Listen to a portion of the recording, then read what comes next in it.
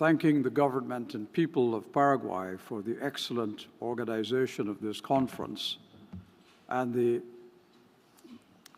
excellent hospitality that we have received here. Antigua and Barbuda hopes that next year, at the 55th regular session of the General Assembly, we might be able to emulate you in some small way. Mr. Chairman, I want to talk about the value of the Organization of American States.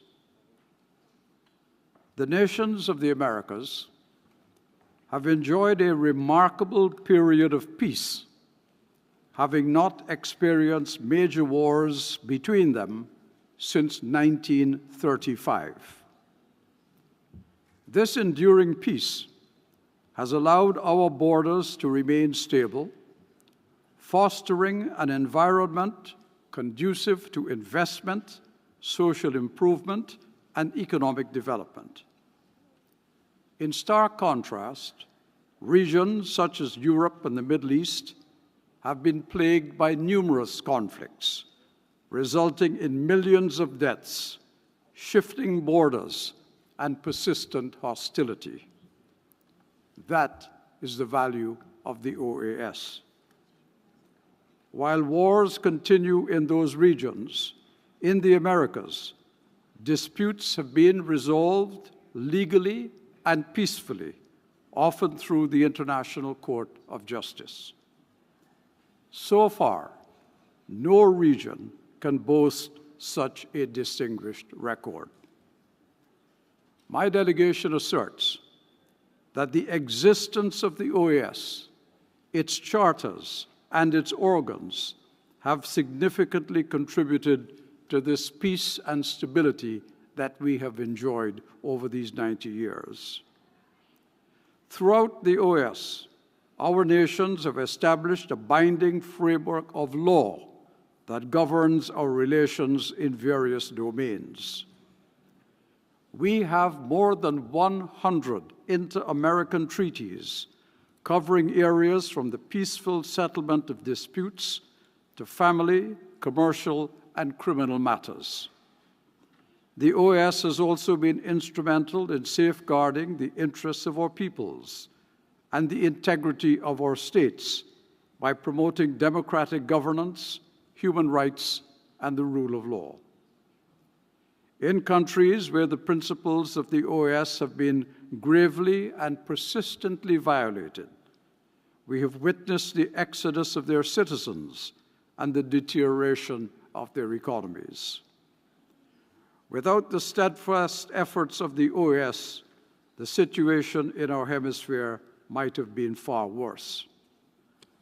It was in that connection that it was imperative that this General Assembly deplore events in Bolivia yesterday, which threatened the constitutional regime of that country. This is why my delegation immediately acted to help formulate the resolution which we adopted this morning, making clear our condemnation and standing up for democracy and the rule of law. This is one of the essential values of the OAS for all our member states. It significantly contributes to keeping our democracies intact and our people safe. The OAS's endeavors in building national electoral infrastructure and overseeing elections to ensure that they are free, fair, and transparent have been invaluable to almost all of our member states, ensuring that the will of the electorate prevails and fostering legitimate governance and peaceful development. The OAS played a pivotal role in the peaceful transfer of power to President Irfan Ali in Guyana in 2020, and it did so again last January with Bernardo Arevalo in Guatemala.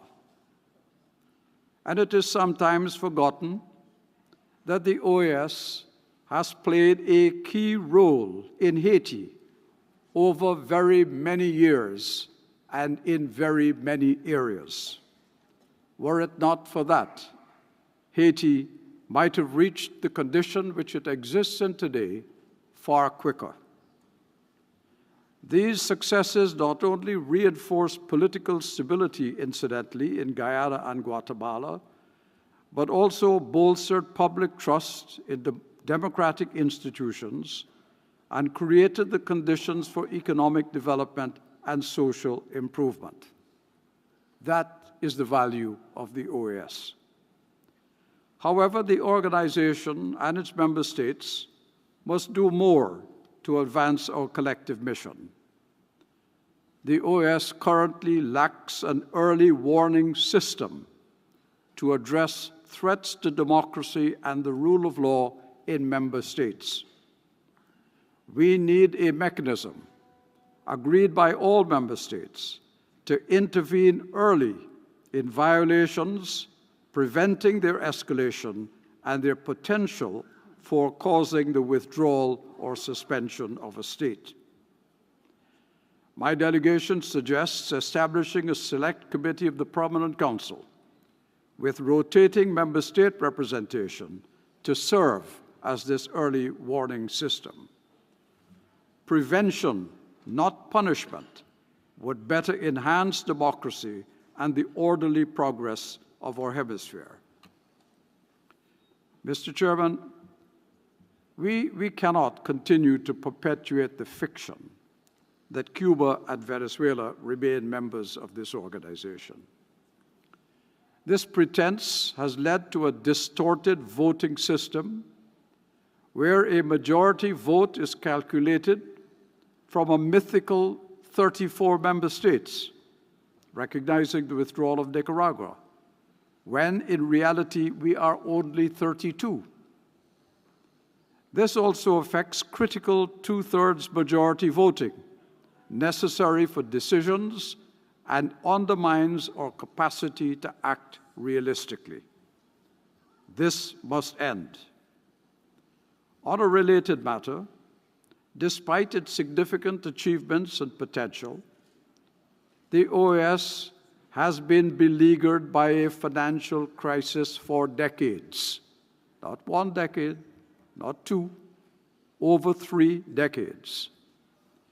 In addition to booking fictitious payments from one country, now amounting to $19.5 million, and by the end of this year to over $22 million, that we will never receive.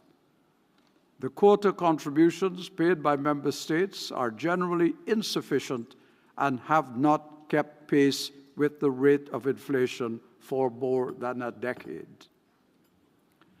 Moreover, the OAS is unique in that there are no penalties for non-payment of quotas. But to continue its vital work, increased and timely financial support from member states is absolutely essential. A management study currently being conducted, focused on the Secretariat alone, will not resolve our issues. The resolution of those issues rely upon the action by our member states themselves. The outgoing Secretary General, Luis Almagro, has performed admirably with limited and shrinking resources. And we must all be profoundly grateful for his tireless dedication. However, a financially crippled organization is not a legacy we should bestow upon the next Secretary General, whoever that is. And we should be mindful in making that decision of geographical representation. As the distinguished Foreign Minister of the Dominican Republic pointed out this morning, all the Secretary General, except for one brief month, have come from South America. We cannot call with credibility for inclusion, fairness, and equity in the world if we do not practice it within our own organization. Mr. Chairman, we cannot assert that the OAS is valuable